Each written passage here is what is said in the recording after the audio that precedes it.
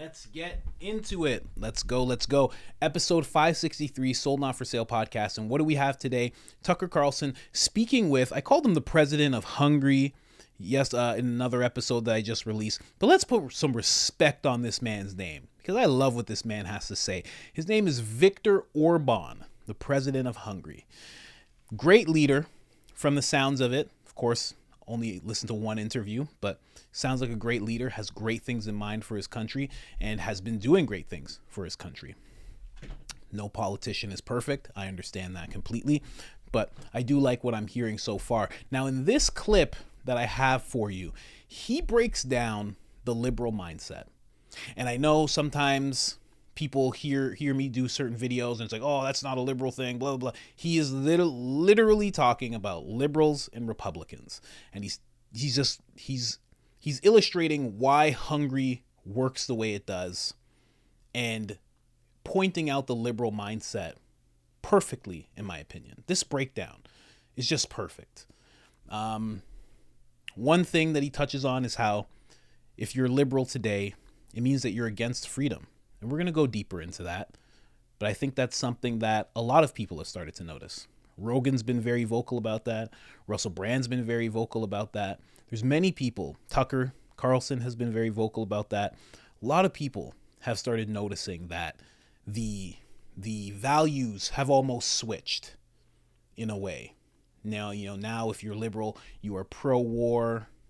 You want to see, there used to be a thing called My Body, My Choice. They threw that out the window at a certain year, a certain past few years. They threw that out the window. It's just very interesting the way the tables have turned. And the president of Hungary, Viktor, Mr. Orban, sees that perfectly. And I can't wait for you guys to see this clip. And I can't wait to hear what you think about it. Because I know there's a lot of people who are, your classic liberals, or you're a liberal who hasn't gone on the crazy train on the way to the far left station, and you're just a regular person. So when you hear stuff like this, you're like, this is not me. This is not my circle. Well, you have to understand what we're talking about right now is the vast majority. You know what? I'll even say this: the small minority that makes themselves very known, that speaks very loudly, and like it or not, if you yourself as a liberal don't step up and talk about how you feel certain things are wrong on that side of things, then they become the voice of your movement. Sorry to say. So let's get into this clip. Before I do, of course, I have to bring you to IamCoachColin.com, where you can get your Sold Not For Sale shirt. You can get your certified pure blood shirt. Got me stuttering here. The certificate of achievement for those of you that survived the pandemic. Get your certificate achievement now, and also fair warning, over the next 6 to 12 months, be strong. You will be tested again. And we have the Public Enemy #1 shirt, of course. Google Agenda 2030, Google the World Economic Forum. You'll understand why he's Public Enemy #1. And we have the hero of the day himself, the presidential mugshot. The mugshot heard round the world. Get yours now. And we also still have the Great Resist shirt, and try that in a small town. For those of you that know that this statement has nothing to do with race and everything to do with values. Again, you can get all of that on IamCoachColin.com. And if you want 10% off, all you have to do is put in the discount code IamCoachColin. All capital letters, all one word. One L in the name Colin gets you 10% off. And if you've already done that, your support means everything. Thank you so much. Let's get into this clip. Let's go. Now, I've made my screen a little smaller. This gentleman has a thick accent. I did not think of this in the last video I did, but you should be able to see the subtitles. There might be a word here and there cut off, but for those of you that can't understand what he's saying and need a little bit of help, there you go. Let's get into it. Last night we stood here and you had fireworks over the city to celebrate the founding of the city, of this nation, St. Stephen's Day, and you had about 10% of your entire population standing outside cheering, and they all seem to be happy to be Hungarian. How do you get a country that's grateful to be Hungarian and identifies? It's an ancient nation first. The country was established 1,100 years ago, so we are a historical nation. using the same language, no relatives, nobody speaks the same language around us. Germans and Slavic, no Hungarians. So therefore, to maintain the language, to maintain the culture for this country is a big achievement by itself. So we celebrated, even yesterday, that we did it for more than 1,000 years, that we are still Hungarians. And to be Hungarians we are very proud of it. We love the nation, we love the country, and we are proud of it. It's not very much mainstream thinking, political thinking of today Western societies, but in Hungary we are still very patriotic and Christian and committed to that values, not in an ideological level, but on the streets every day. Do you think that's why you're so unpopular among the leadership in the United States and the West? I'm not the favorite politicians of the liberals, unfortunately, but nobody is perfect, you know. But why do you think that is? The country seems to be thriving. That's usually the measure we use. No, it's more about our civilization. I mean, the Western Christian civilization. Now, the main division line is not according to ideologies. It's deeper. It has an anthropological character. So on one side, in Europe and probably in your country, but in Europe definitely, there are groups of people who think that the most important thing of the world is their ego, themselves, me.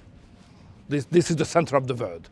The other camp of the people, the other part of the society thinks that it's not true, because there are certain things which are more important than me, than my ego. Family, nation, God. And because they are more important than me, I have to serve these higher level things. So this society has a majority here in Hungary. And the other society, which is concentrating only me, you know, only dealing with myself, it's more westernized, dominating factor of the political life. And the governments of the West, more belonging to the first group of the people. I belong to the second one, and Hungary belongs to the second one. Our constitution is concentrating on the we, you know, how we are linked together, family, nation, God, what is common, you know. So we, the Hungarian nation, that's how we speak on that. It's totally out of fashion now in the Western European societies. But why would that be so provocative to certain people in the West? I mean, different countries have different traditions.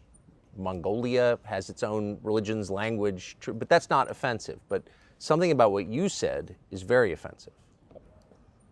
Because in the Western societies, politics very often led by intellectuals. And the intellectuals like to be ideologists, a special approach from the ideological point of view. And you know, ideology is a very difficult thing because it has an exclusivity. So when the liberal says that this is the interpretation of society, it means that this is the only way to interpret the society. If you do differently, you cannot be a good man. So we have another interpretation. We have a Christian and national, more traditional interpretation of human being and society. But they can't accept it because it's different. So we are plural, they are hegemonistic. That's the problem. So the intolerance is baked in. It's part of. It's coming from the ideology. Absolutely, the liberal ideology, basically. Liberal originally meant freedom, but now in Europe, liberal means that you are enemy of the freedom because you are hegemonistic request on society, on values, and the concept of human being as well. So liberals are against freedom. That's how we see them. I've noticed. I mean, I don't live in Hungary. I can't assess it. I can assess your media landscape, which is much freer than ours, much freer, much more diversity. I have to fight every day. In the United States, right. The people who run our country don't. Virtually every media outlet is on their side, reflexively. Financially, reflexively and financially, I believe Tucker left that part out. Now, again, this gentleman really does lay some stuff out here. When you're talking about one side to the other, oh, my sinuses. You turn 30 and all of a sudden you got allergies. It's ridiculous. My knees hurt, my back hurts. It's ridiculous. All right. He says one thing, they're talking about the ego, right? The ego of it all. It's me. And we've seen this and keep in mind, he's talking about Europe. I'm sure you can think of where you're seeing this. you're in America, you're in Canada. But he's talking about Europe right now, which is very interesting because we always feel like all of this craziness is only happening here. It's only North America that's been wokeified, you know? But it's not. It's going elsewhere as well, all at the same time.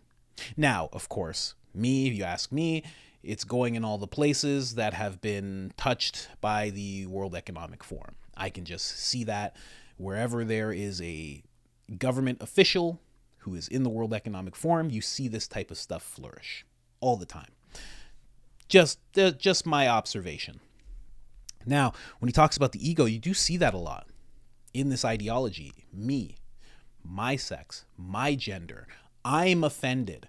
I'm in this comedy club with 200 other people, but I don't like the one sentence that I just heard, so I think all of this should stop right now. And that's not a made-up situation. I'm sure you've heard of that before. I've seen that situation happen live in front of my very eyes. It's nuts. And we see a lot of that. And then the tearing down of people who are patriotic, trying to brand being patriotic as something that's xenophobic, racist in some cases. You know, we tend to there's been a branding, not we, them. There's been a branding of people who are patriotic as something very negative. You should be open to all nations. And if you are very patriotic, you can't possibly be this way. And that goes to another point he was making about the one interpretation.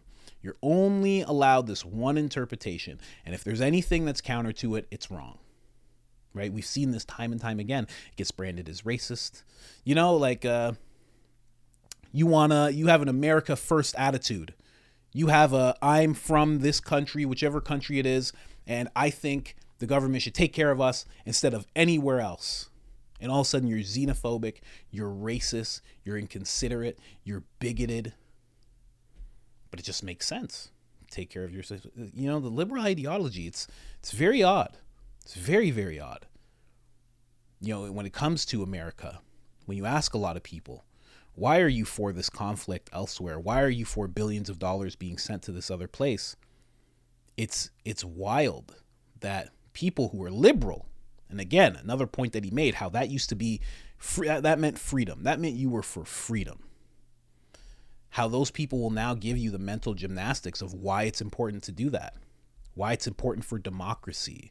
Why it's important to support people in other places. Meanwhile, there's all sorts of conflicts happening all over the world that no one else, that don't really care about. Somehow this became all important. This became okay to send billions of dollars there. But then you look at Philadelphia and you're like, this place looks like zombie land. It looks like Walking Dead.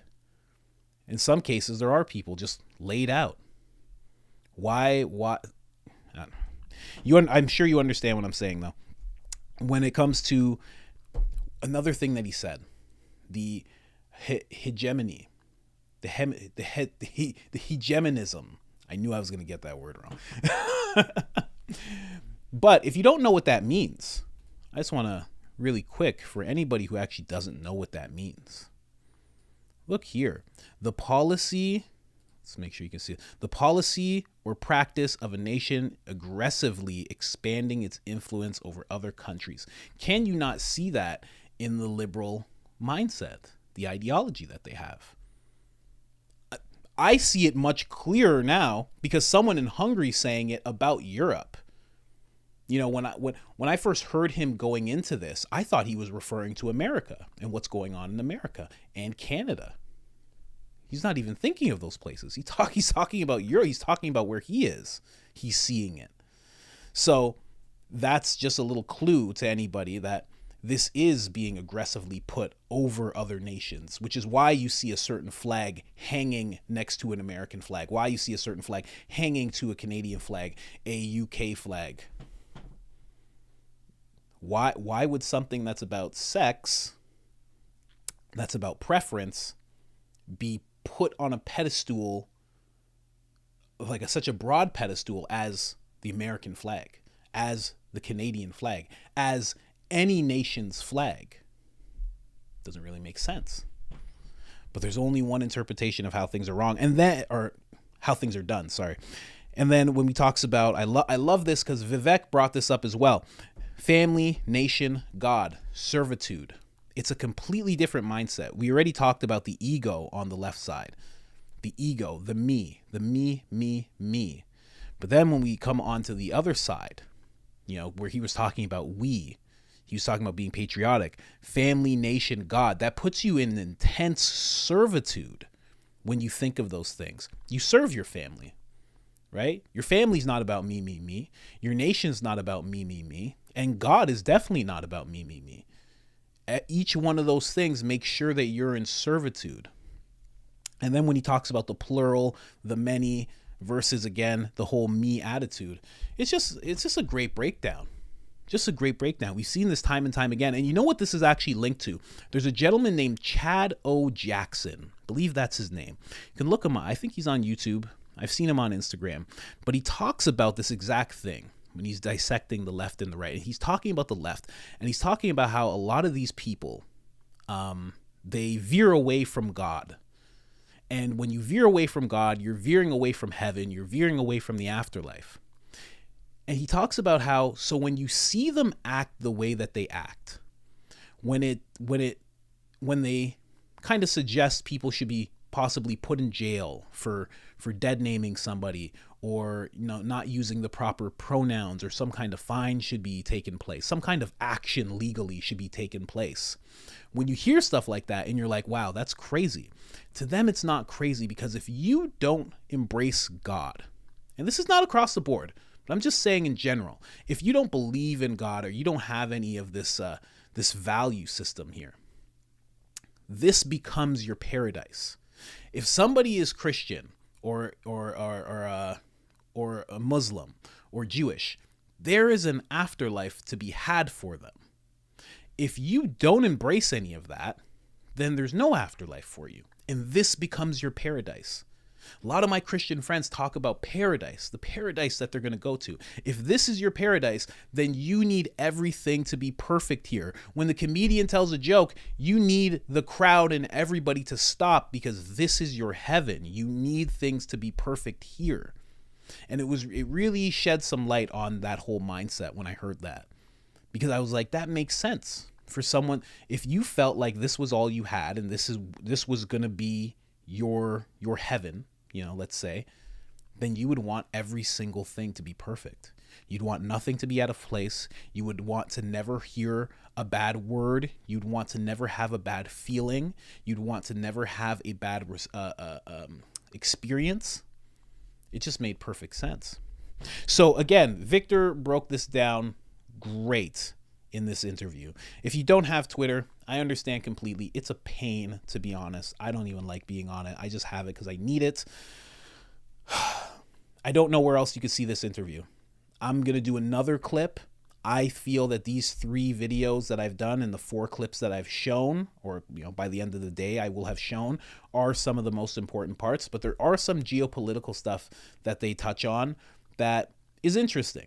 Is very interesting. It's very interesting to hear a world leader talk about these things, because a lot of the times, like when it comes to the conflict with Ukraine and Russia, and when it comes to a few things, you kind of think, maybe I'm right, maybe I'm wrong. But when I hear a world leader kind of echoing the sentiments that a lot of people have been having about this conflict and how it needs to stop, it kind of gives you a little bit of validation, a little bit of verification, like, I'm not crazy. This small minority of, so-called liberal people are really saying the wrong thing, really putting us on the wrong path. And like, even the world leaders can see it. Although this is just one, I'm sure there's others that feel the same way. So, yeah. So I'm bringing you the best clips that I think that there are in this whole thing. But again, you might want to jump on Twitter and get that interview. It's on Tucker Carlson's page. Always go and support Tucker Carlson. Give him a like, give him a view. It helps a lot. He's already at a few million with this episode. So other than that, let me know what you think in the comments. Where else are you seeing this? If you're not from America, If you're not from North America and you're in Europe, please let me know if you're seeing this. If you're, I don't know, I've never had a viewer in India. I know I have some in Japan. If you're seeing this as well, please let me know in the comment section. I would love to hear how far this type of wokeness is spreading. Because to hear that it's happening in Europe to the point where a world leader has to call it out is very interesting to me. Very, very interesting. It makes you think. It makes you think quite a bit. And it makes it more apparent that there's an agenda afoot. You know? I don't know. Other than that, guys, I am out. Like the video if you haven't liked it already. Subscribe if you haven't subscribed already. We're doing 1 to 3 videos a day. I don't know who else is doing that. I'm out.